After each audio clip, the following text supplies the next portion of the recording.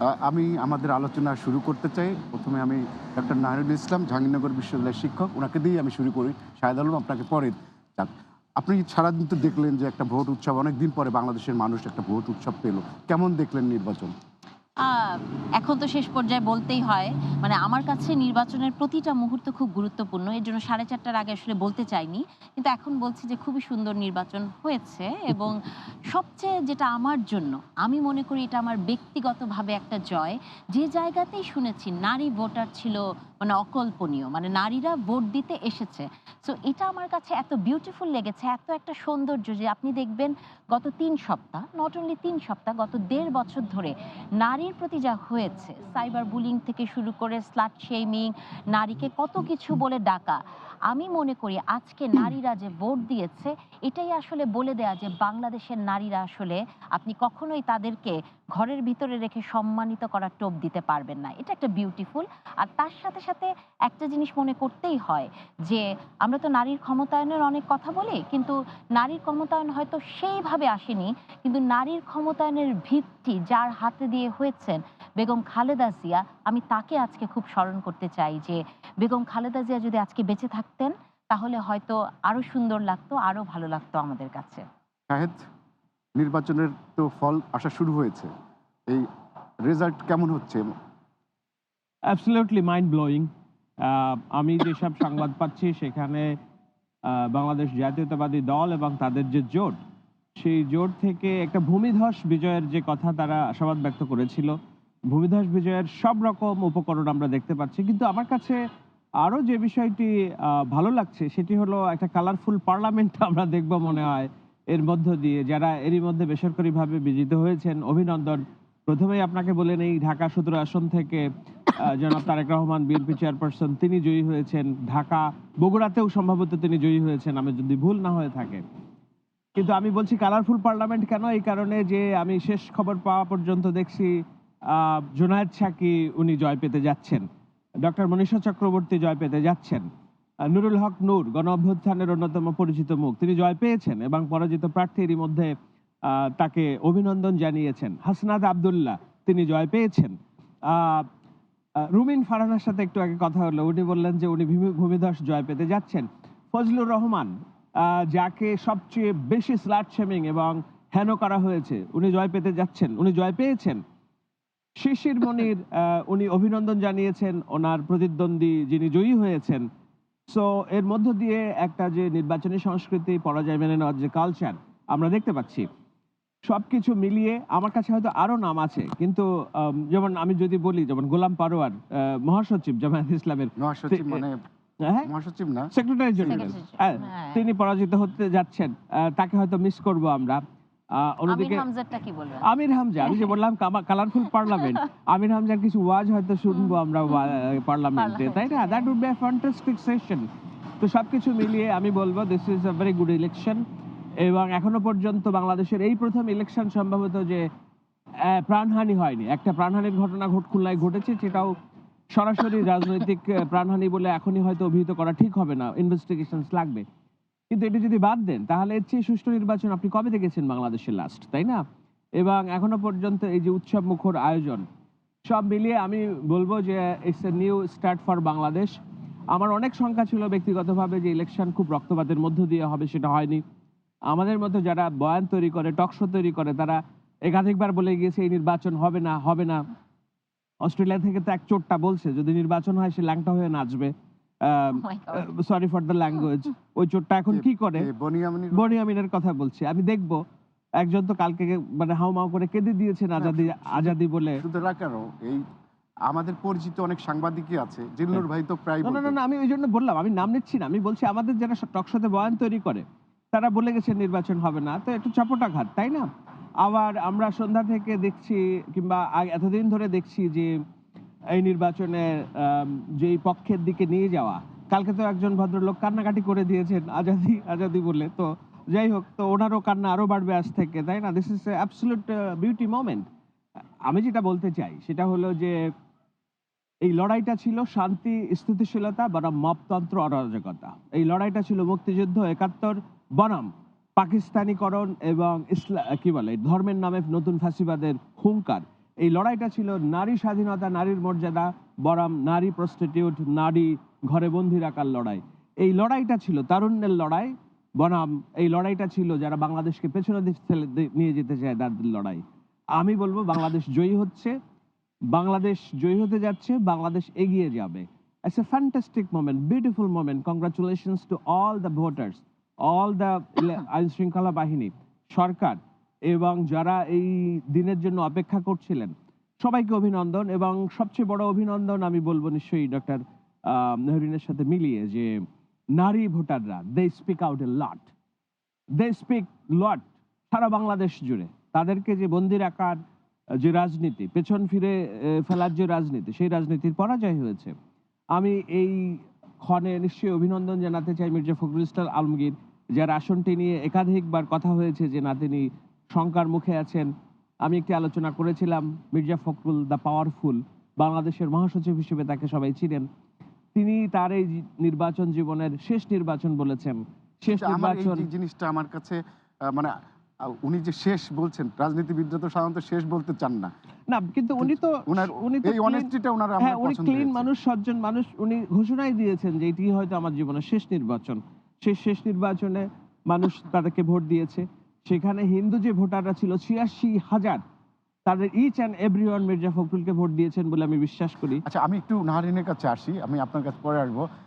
সেটা হচ্ছে এই যে নারীদের যে পার্টিসিপেশন এবং তার মধ্যে নারী প্রার্থীদের বিজয়, বিশেষ করে মনীষা চক্রবর্তীর বিজয়, রুমিন ফারহানা মানে স্বতন্ত্রভাবে ইলেকশন করেও যে ফাইটটা দিলেন, কেমন লাগছে আপনার কাছে? খুবই ভালো লাগছে। এটা হচ্ছে একটা মোক্ষম সুযোগ বলার, যে প্রতিনিয়ত আমরা অনেক বড় বড় নেতার কাছে শুনেছি যে যোগ্য নারী খুঁজে পাওয়া যায় না, যে কারণে তারা 5% পূরণ করতে পারে না। কিন্তু যোগ্য নারী খোঁজার জন্য একটি চোখ লাগে, এবং নারীকে যদি আপনি সত্যিই খোঁজেন এবং নারীর যে ক্ষমতায়ন বা নারীর যে লিডারশিপ সেটা গ্রহণ করার মানসিকতা যদি আপনার থাকে, নারী জিতবেই। এটাতে আমি আসলে খুব সারপ্রাইজ না। মনীষা আপা জিতেছেন, দেখেন মনীষা আপা একটা সময় 2018-তে উনার যে ভয়েস ছিল, তাই না?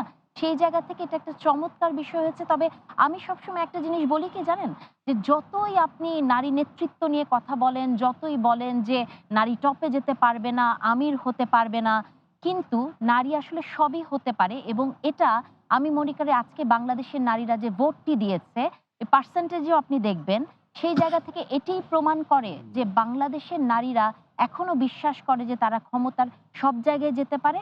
এবং সেই জায়গাটাতে আমি আবারও বলতে চাই, যে কথাগুলো ক্রমাগতভাবে বলে গেছি, যে নারীর নেতৃত্ব একটি অভ্যাসের ব্যাপার, নারী নেতৃত্ব একটি প্রসেস, এবং পুরুষতান্ত্রিক সমাজে এই হেজেমনিক মাস্কুলিনিটিতে নারীর নেতৃত্বকে গ্রহণ করার মানসিকতা একমাত্র এই মুহূর্তে যারা ইলেকশন করেছে জাতীয়তাবাদী দলের আছে। এবং সেই জাতীয়তাবাদী দল, কারণ দেখেন আওয়ামী লীগেরও ছিল, তাদের নারী নেত্রী ছিলেন। সো নারী নেতৃত্ব এমন না যে আকাশ থেকে টুপ করে পড়বে আর আপনি মেনে নিবেন।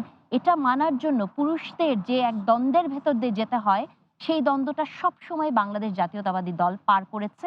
এবং আমি বিশ্বাস করি তারা হয়তো 5% দিতে পারে নাই, কিন্তু এটি একটি চলমান প্রক্রিয়া এবং তাদের হাত দিয়ে এটি আসবে। আপনি ফ্যামিলি কার্ড দেখেছেন, যেটা আমি আজকে দেখলাম যে অনেক মানে নারী ভোটাররা বলেছেন, যারা প্রান্তিক নারী, তাদের কাছে এটা একটা খুব ভালো একটা বিষয় ছিল। তারা মনে করছেন যে এই ২৫০০ টাকা শুনতে আপনার কম মনে হতে পারে, কিন্তু এটি একটি প্রান্তিক নারীকে এম্পাওয়ার্ড করার জন্য যথেষ্ট। আমি তাই মনে করি যে বাংলাদেশের নারীদেরকে আপনি কখনোই গোলাপ ফুল বলে ভুল করবেন না, যেটি জামাতের আমির বলেছেন। গোলাপ ফুলও কখনো শুকিয়ে যায় এবং গোলাপ ফুলেও কাঁটা থাকে, যে কাঁটা আপনার গায়ে বিঁধতে পারে। সেটা আপনাদেরকে মনে রাখতে হবে। ধন্যবাদ। শাহেদ, নির্বাচনের ফলাফল তো আসছে, হুম। কি মনে হচ্ছে কেমন মার্জিনে কোন দল সুইপ করবে? এখন আমি কয়েকদিন আগে একটি আলোচনায় বলেছিলাম, আমাকে সম্ভবত স্টার নিউজে আমাকে জিজ্ঞেস করা হয়েছিল যে জামাত কতটি আসন পাবে, প্রেডিকশন। তো আমি বলেছিলাম ১৯ থেকে ৩৪টি আসন পাবে তারা। তো এটি নিয়ে নানান রকম ব্যাকল্যাশ হয়েছে, নানান রকম সমালোচনা হয়েছে আমার বিরুদ্ধে। আম, এখন এখন পর্যন্ত যে সংখ্যা আমরা দেখতে পাচ্ছি, সেখানে ৩৪টা আসন পর্যন্ত এখনো তারা এগিয়ে নেই বলেই আমি দেখতে পাচ্ছি। তবে আমি আশা করি যে তারা অন্তত ৩৪টি আসন পাবেন। কেননা একটি আহ, সংসদে যদি বিরোধী দলের আসন ৩৪টি না হয়, অন্তত ৩০-এর উপরে যদি না হয়, তাহলে এটা ভালো পার্লামেন্ট হয় না আর কি। এবং আমরা তো দেখেছি যে খুব আম, মানে ল্যান্ডস্লাইড ভিক্টরি যেটা হয়, সেখানে একপাক্ষিক একটা পার্লামেন্ট হওয়ার একটা ঝুঁকি থাকে। যদিও যারা জয়ী হওয়ার জন্য মুখিয়ে আছেন, আশা করে আছেন, কারোর জয়কে আমি ঠেকাতে চাই না, কিন্তু বাংলাদেশের স্বার্থেই, গণতন্ত্রের স্বার্থেই অন্তত বিরোধী দল ৩০টি আসন পাওয়া উচিত বলে আমি মনে করি।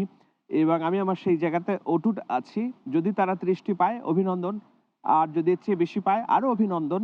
কিন্তু এখনো পর্যন্ত আনুষ্ঠানিক কিংবা আসনের হিসাব বলছে না যে তারা এই মার্কটা পৌঁছাতে পারবে। আম, আমি কয়েকটি জায়গায় এনসিপির কয়েকজনকে নির্বাচিত হয়েছে, তাদেরকে অভিনন্দন। তারা হয়তো ভেবেছিল ৩০টি আসনের মধ্যে অন্তত ১৫-২০টি তারা এগোতে পারবে। আলটিমেটলি ৪টা মনে হয় আমি দেখছি, ৫-৪টা অথবা ৫টা। এর মধ্যে একজন পরিচিত মুখ, সার্জিস, তিনি পরাজয় বরণ করেছেন পঞ্চগড়ে, আমি যতদূর জেনেছি। কিন্তু হাসনাত, আম, উনি মাসুদের কথা সম্ভবত শুনলাম, আমি নিশ্চিতভাবে বলতে পারছি না। কিন্তু আমি যেটা বলার চেষ্টা করছি যে এখন আমাদের ডাক্তার শফিকুর রহমান ঢাকা ১৫ থেকে নির্বাচিত হয়েছেন অথবা হতে যাচ্ছেন, অথবা একেবারে চূড়ান্ত রকম ফাইট চলছে, খুব সামান্য ভোটের ব্যবধানে হয়তো এদিক ওদিক আছে। উনি যদি জয়ী না হন, আমাদেরকে ভাবতে হচ্ছে যে কে হবে বিরোধী দলীয় নেতা। কেননা গোলাম পরোয়ার সাহেব, উনি এরই মধ্যে পরাজিত হয়েছেন। আব্দুল্লাহ তাহের তো পাশ করেছে। আব্দুল্লাহ তাহের পাশ করেছে। নাহিদ যদি বিরোধী দলীয় নেতা হয়, absolutely that would be great. সেটাও একটা নতুন বাংলাদেশ আমরা দেখব।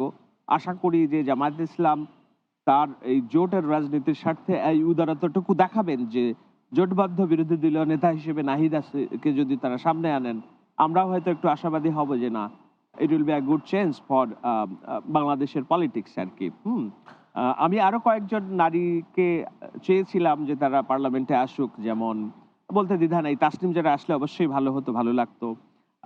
আরেকজন নারী দিলশানা পারুল, যদিও প্রতিপক্ষের নতুন রাজনীতিবিদ, তারা আসতে পারেনি।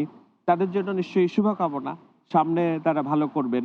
কিন্তু যতটুকুই হয়েছে, শামা ওবায়দ জয়ী হয়েছেন, রুমিন ফারানা আসছেন পার্লামেন্টে।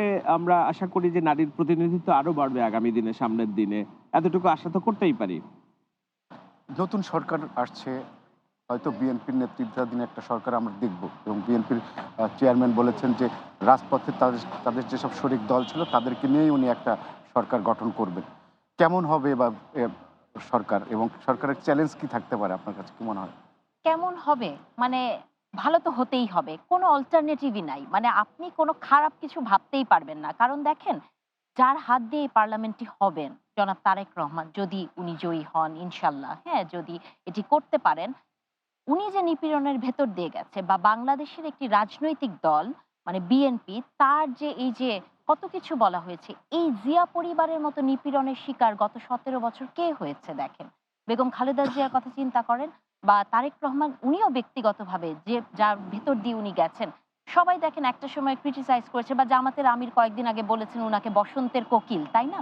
তাহলে এই কথাগুলো যাকে বলা হয়েছে, যিনি নিপীড়নের এত শিকার হয়েছে, এবং আমার কাছে কেন জানি মনে হয় যে আপনি উনাকে ২৫ তারিখে, ২৫শে ডিসেম্বর বাংলাদেশে আসার পর থেকে আপনি যদি উনাকে চুলচেরা বিচার করেন, আমি মনে করি না যে অন্যান্য রাজনৈতিক দলের নেতাদের মুখের ভাষা থেকে শুরু করে ব্যবহার, কয়েকজন আবার মঞ্চে শুয়ে পড়েছেন, মানে অনেক ধরনের অনেক কিছু আমরা দেখেছি। আপনি কি আমাকে উনার একটা কোনো কিছু দেখাতে পারবেন যেটি দৃষ্টিকটু মনে হয়েছে? বা কোনো শব্দের ব্যবহার, অথবা প্রতিপক্ষকে নিয়ে তুই-তুকারি করা, বা ভাষাগত দিক থেকে, বা নারীকে নিয়ে কিছু বলার আমি দেখিনি। তাহলে সেই জায়গা থেকে বিশাল একটা পরিবর্তনের ভেতর দিয়ে উনি গেছেন, এবং যে মানুষটি এই পরিবর্তনের ভেতর দিয়ে গেছেন, এবং তার সাথে, সাথে উনি কিন্তু মানব সম্পদ উন্নয়নের কথাই শুধু বলেন নাই, উনি কালকে দেখেছেন একটা অ্যানিমাল হসপিটাল ফ্রি তৈরি করেছে। এটাও আসলে অনেক বড় একটা বিষয় যে বাংলাদেশের কোনো রাজনীতিবিদকে আমরা এখন পর্যন্ত এমন করে দেখি নাই যে যার এনিমেলের প্রতি এই ধরনের ভালোবাসা তিনি রাজনীতির মাঠে দেখিয়েছেন। তাহলে এই মানুষটা কাছে আমাদের প্রত্যাশা তো সেরকম, এবং আমি বিশ্বাস করি যে এটা কোনো প্রত্যাশা নয়, এটা অবশ্যম্ভাবী, এবং এটা উনাকে করতেই হবে। আর চ্যালেঞ্জ ধরেন, যে বর্ণিল একটা পার্লামেন্টের স্বপ্ন আমরা দেখছি, এবং অবশ্যই বর্ণিল হবে। এখানে ধরেন ওয়াজ হবে, এখানে যেসব আন্দোলনের মুখ আমরা দেখেছি, রাস্তায় নেমে যাওয়া, যারা হয়তো যমুনার সামনে গেলে তাদের ঠান্ডা পানি মারা হয়েছে, তাই না? এরকম তো অনেকেই থাকবে। পার্লামেন্ট অলওয়েজ গরম থাকবে, হ্যাঁ? এবং সেটা আসলে হওয়াটাই ভালো বাংলাদেশের জন্য। পার্লামেন্টে কি ব্যালেন্স থাকবে বলে মনে করেন? কোন ক্ষেত্রে আপনি ব্যালেন্সের কথা বলছেন? চেক অ্যান্ড ব্যালেন্স ডিবেটের ক্ষেত্রে বলেন। অবশ্যই। আমার কাছে মনে হয় যে বাংলাদেশের মানে এই মুহূর্তে বাংলাদেশ জাতীয়তাবাদী দল এমন একটি জায়গায় আছে, যে কোনো ধরনের ক্রিটিসিজম নেয়ার মতো সহনশীলতা এই দলটির আছে এবং অভিজ্ঞতার দিক থেকেও দেখেন এই দলটিই একমাত্র দল যার বিশাল একটি অভিজ্ঞতা আছে দেশ চালানোর। জামাতে ইসলামী সেটা নাই, তাই না? উনারা তো সবসময় পরজীবীই ছিলেন। তো সেই জায়গা থেকে আমি মনে করি অভিজ্ঞতা, নারী নেতৃত্ব মেনে নেওয়ার মতো সক্ষমতা এবং মানসিকতা, সেই সব জায়গা থেকে এটি একটি ফ্যান্টাস্টিক দল হবে যদি বিএনপি সরকার গঠন করতে পারে। এজন্য আমাদের প্রত্যাশা অনেক এবং আমি মনে করি যে বিএনপিকে এই মুহূর্তে আমাদেরকে আসলে প্রশ্নের মুখোমুখি রাখতে হবে এবং নারী হিসেবে আমি আসলে এটা বলতেই চাই যে যতই বিএনপি ক্ষমতায় আসুক না কেন, নারী ইস্যুতে আমাদেরকে সোচ্চার থাকতে হবে এবং জনাব তারেক রহমান কিন্তু তার ইশতেহারের দিনে একটা কথা বলেছেন যে আমরা যারা নারী যারা কাজ করি অথবা গার্মেন্টসের যে মেয়েটা অথবা যে সাইবার বুলিং আমাদের উপর দিয়ে গেছে গত ১.৫ বছর অথবা লাস্ট ৩ সপ্তাহ আমরা কামলা শুনেছি, একটি বিশেষ শব্দে আমাদের বিশেষায়িত করা হয়েছে। উনি কিন্তু বলেছেন কঠোর, কঠোর এবং কঠোর ব্যবস্থা নেওয়া হবে। আমি আশা করব উনার এই কঠোর, কঠোর, কঠোর যাতে আরো ৬ বার উচ্চারিত হয় এবং উনি যাতে সত্যিই দেখিয়ে দেন যে উন্নয়ন মানে কোনো ইনফ্রাস্ট্রাকচার ডেভেলপমেন্ট নয়। উন্নয়ন মানে এই দেশে সন্ধ্যাবেলা অথবা রাত ৩টার সময় একটা মেয়ে একা হাঁটতে পারবে। আমি সেই উন্নয়নটা জনাব তারেক রহমানের হাত দিয়ে দেখতে চাই। ধন্যবাদ। শাহেদ আলম, নতুন সরকারের সাথে প্রতিবেশী দেশগুলোর সম্পর্কের উন্নয়নের ক্ষেত্রে কি আপনি কতখানি সুযোগ দেখছেন? আমি অনেক বড় সুযোগ দেখছি এই কারণে যে it's been a last 2 years it was a very hostile journey with the আমাদের neighbors আর কি। আমি এটার জন্য যে খুব দুঃখিত এমন না, কিন্তু এই মেসেজটাও দেওয়া দরকার ছিল ভারতকে যে না, আমরা উই আর নট পাপেট। আমাদের নিজস্ব জনসংখ্যা জনগোষ্ঠী তোমাদের প্রতি আম, মানে আমরা চাই তোমরা দাদাগিরিটা না, তোমাদের সাথে আমরা চোখে চোখ রেখে কথা বলবো। কিন্তু কোথাও কোথাও একটু বেশি হয়ে গেছে হয়তো। তো ভারত সরকার সেই আস্থাটা পায় না এই সরকারের সাথে কাজ করতে। এখন যেটা হয়েছে, আমি দুটি ঘটনা বললে বুঝবেন যে ঘটনার সম্পর্কটা কেমন হবে। বিশেষত আমি অন্যান্য দেশগুলোর কথা বলছি না, যেমন চীন পাকিস্তান, এদের সাথে তো আমাদের ভালো সম্পর্ক আছেই। ভারতের সাথে আমাদের যেহেতু একটা বড় সীমান্ত, সেখানে আমরা প্রতিনিয়ত একটা যুদ্ধ উন্মোদনা দেখেছি বর্তমান সরকারের আমলে, এবং তাদের সেভেন সিস্টার ভেঙে দেওয়া, যেটা আবার তারা অস্বীকার করছে যে আমরা কোনো দেশের রাষ্ট্রীয় অখণ্ডতা চাই না। কিন্তু আপনি দেখবেন যে এই সংসদ ভবনে এই জায়গাতে যখন বেগম জিয়ার জানাজা হয়, সেই জানাজায় শ্রদ্ধা জানানোর জন্য ভারত তার পররাষ্ট্রমন্ত্রীকে পাঠিয়েছে। এমন না যে বিএনপি দাওয়াত দিয়েছে ভারতকে যে তোমরা কাউকে পাঠাও, না, তারা তাদের সর্বোচ্চ কূটনীতিককে এই দেশের মাটিতে পাঠিয়েছে এবং তারেক রহমানের কাছে তারা বৈঠক করেছে যে না ঠিক আছে, এটা একটা জেস্চার, গুড জেস্চার তারা দেখিয়েছে। দুঃখিত।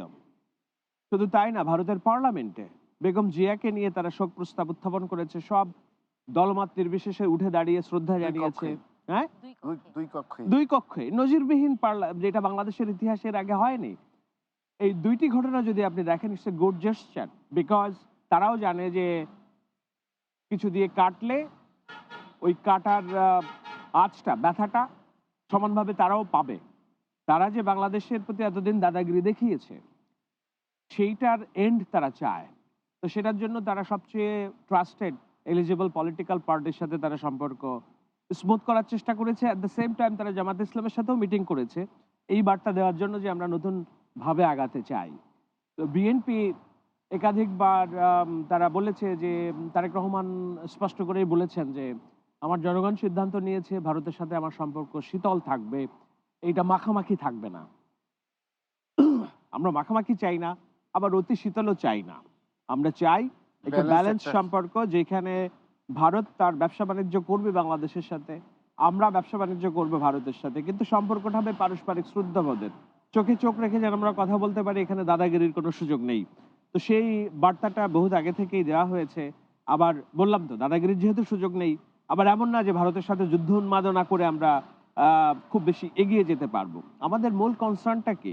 আমাদের মূল কনসার্ন হচ্ছে আমাদের গরিব দুঃখী মানুষের ভাগ্য উন্নয়ন, ১.৫ কোটি মানুষের কর্মসংস্থান, $1 ট্রিলিয়ন ইকোনমি, বৈদেশিক বিনিয়োগ, যেগুলো মানি আপনি আজকে দেখেন ঢাকা শহরের সব ছোট ছোট দোকান বন্ধ হয়ে যাচ্ছে, বিনিয়োগ নেই, ছোট ব্যবসায়ীরা পথে বসতে শুরু করেছে, একটা ব্যাংক থেকে পয়সা ইনভেস্টমেন্ট হচ্ছে না, ফরেন ডিরেক্ট ইনভেস্টমেন্ট এফডিআই নেই। সরকার স্বীকার করছে যে সরকারের স্থিতিশীলতা স্থায়িত্বের কারণে লোকজন আসেনি।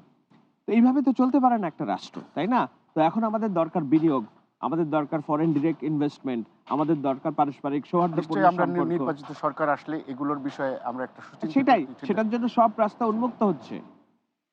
আমাদের হাতে খুব কম সময় আছে। আপনি নতুন সরকারের কাছে আপনার কি প্রত্যাশা? আপনি কি চান?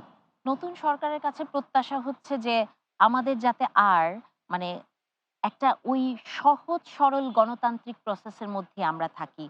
আমি আসলে একজন সাধারণ মানুষ হিসেবে কি দেখতে চাই মোস্তফা ভাই, যে ৫ বছর পর একটা ইলেকশন হবে।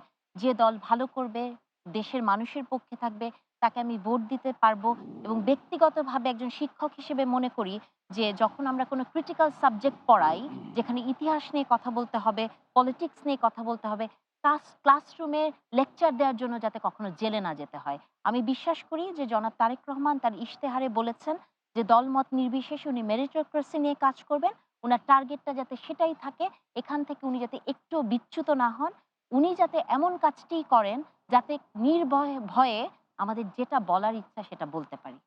মানে আপনি চান যে নতুন সরকার আপনাদের এই আপনি যে চাওয়াগুলো দিলেন, এই চাওয়াগুলো পূরণ করবে ৫ বছরের মধ্যে নাকি ১ম ৯০ দিনের মধ্যে? না, আমি মনে করি যে এটা একটা ক্রমাগত প্রসেস। এটা একটা প্রক্রিয়ার মধ্যে যেতে হবে। ১ম থেকেই তাকে শুরু করতে হবে। ১ম থেকেই যাতে সেই স্বাধীনতাটা আমরা পাই। দেখেন, মানুষ হিসেবে, একটা দেশের সাধারণ জনগণ হিসেবে চাওয়াগুলা খুবই সামান্য। এই সামান্য চাওয়াটাই যদি আজকে আমাদের কোনো নেতা দিতে পারে, তাহলে তার দিকেই এই দেশ থাকবে।